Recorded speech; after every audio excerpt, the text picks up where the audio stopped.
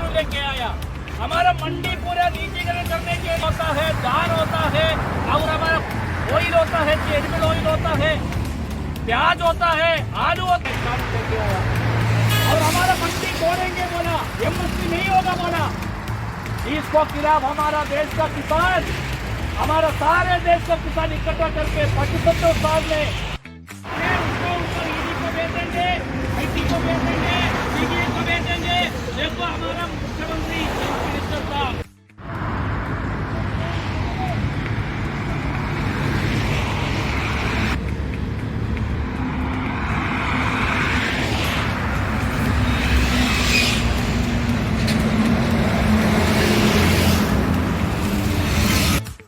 कभी नहीं सुना।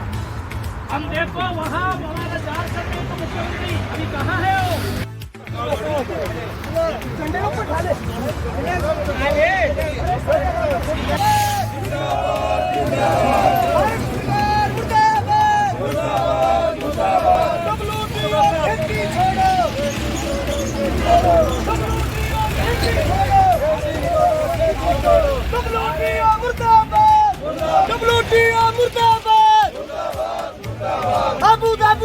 WTO की कॉन्फ्रेंस मुर्दाबाद।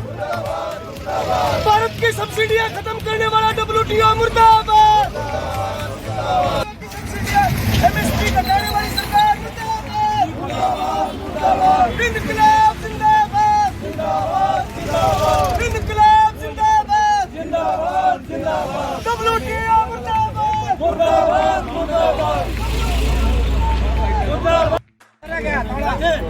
मजदूर एकता जिंदाबाद, मजदूर एकता जिंदाबाद। WTO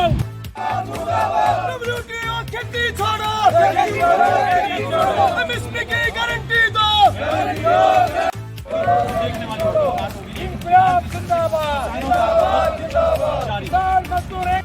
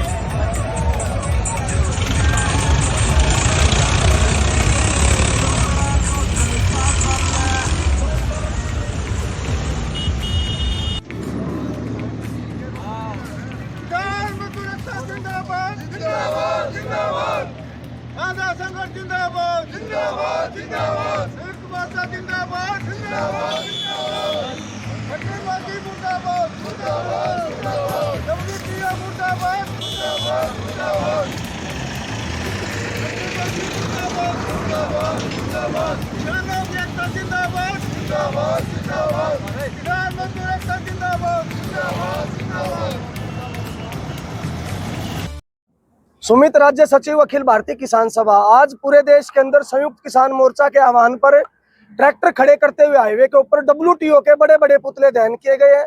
मुख्य तौर पे हमारा विरोध ये है कि भारत सरकार जो है WTO के अंदर जो शामिल है उससे बाहर निकले और देश के किसानों की जो मांगे उनको पूरा करे। दूसरी बात, अभी बात चल रही थी आगे क्या होगा, आगे अभी आंदोलन रुकने वाला नहीं है। MSP और बिजली कानून, कर्जा मुक्ति, इन मुद्दों को लेकर आगे लड़ाई चलेगी। 14 मार्च को पूरे देश के किसान दिल्ली के अंदर एक बहुत बड़ी ऐतिहासिक महापंचायत करेंगे और फिर भी अगर ये मोदी सरकार नहीं मानती तो आने वाले चुनावों के अंदर इस बीजेपी को, खट्टर को और मोदी को हरियाणा में भी और केंद्र में भी जो है हार का सामना करना पड़ेगा। यही हम कहना चाहते हैं। बिल्कुल, अपना नाम इंट्रोडक्शन देके बताइए कि आज जो है पुतला जलाया गया है, क्यों जलाया गया है, क्या तैयारी है आगे की? किसानों का आंदोलन जो है अभी लगातार जारी है 13 फरवरी से।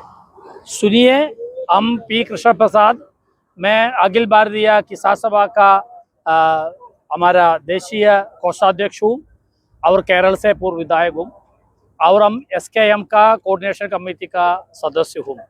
आज हमारा SKM का द्वारा बड़ा एक ऐलान चला गया WTO भारत छोड़ो, ये किट WTO का नारा दिया।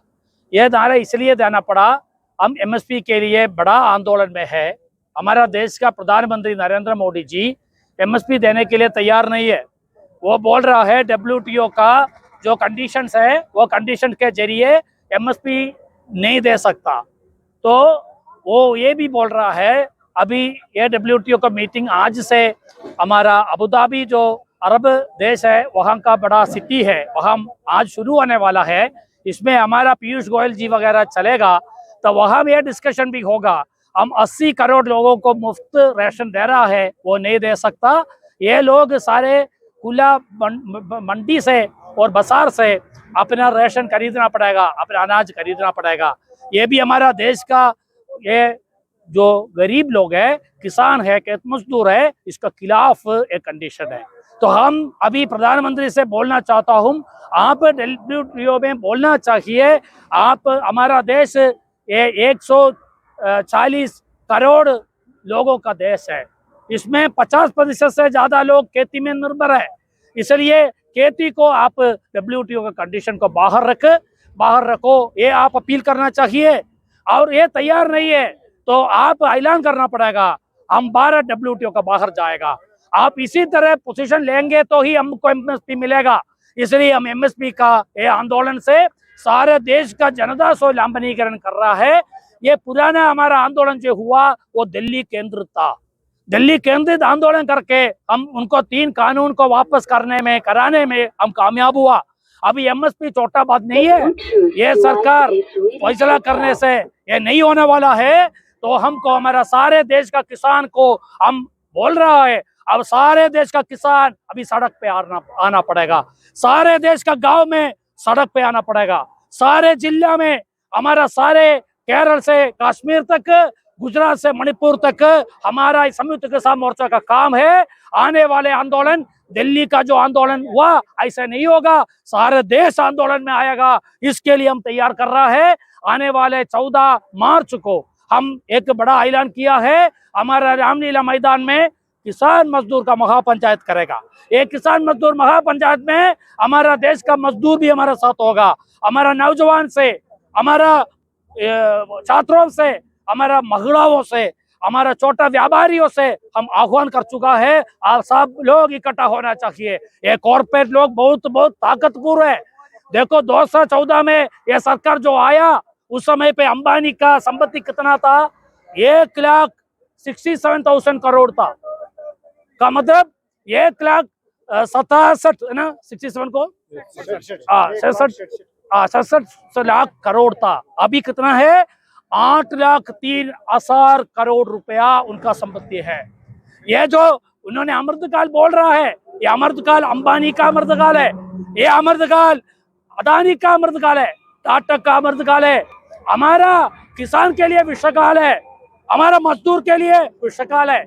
हम नरेंद्र मोदी से पूछना चाहता हूँ, हमारा देश में सबसे कम वेतन मजदूरी कहाँ दे रहा है, गुजरात में दे रहा है, 241 रुपया। 241 रुपये में एक परिवार जी सकते हैं। 25 दिन एक महीने में उनका काम मिलेगा तो भी 6,000 रुपया मिलेगा। आगे की जो संयुक्त मोर्चा के आह्वान पर जिस तरह से कहा गया कि आज दिल्ली की तरफ ट्रैक्टर करके जो है फेस करके संकेतिक जो धरना दिया गया, WTO को पुतला जलाया गया, आगे की रणनीति किस तरह की रहेगी किसानों को लेकर जो जाने? अभी 14 मार्च का बड़ा ऐलान है। इसका पहले हमने सारे देश का राज्यों को बोला है, आप अपने राज्यों में, अपना जिला में किसानों को पदयात्रा निकालो और पदयात्रा करके बड़ा किसान मजदूर महापंचायत करो। ये हम 10 का पहले सारे देश में करेंगे, हरियाणा में भी होगा, पंजाब में भी होगा और केरला में, तमिलनाडु में, सभी जगह में होगा। मैं पहले बोला, ये आंदोलन सिर्फ दिल्ली में आके ये जो किसान विरोधी, मजदूर विरोधी प्रधानमंत्री का सरकार का खिलाफ एक सिर्फ आंदोलन नहीं है। ये आंदोलन जीतना चाहिए हमको, तो हमको सारे किसान सड़क पे आना पड़ेगा, सारे देश उभर कर आना पड़ेगा। इसलिए हमारा सोच विचार ये है, ये आंदोलन को सारे देश ले लो, अपना कंधे पे ले लो, आंदोलन के आगे चलाओ।